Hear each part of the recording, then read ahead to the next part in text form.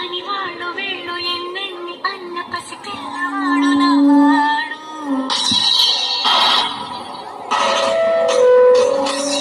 వీడు ముండోడు అని ఊరు వాడ అనుకున్న గాని మహారాజు నాకు నవ్వాడు.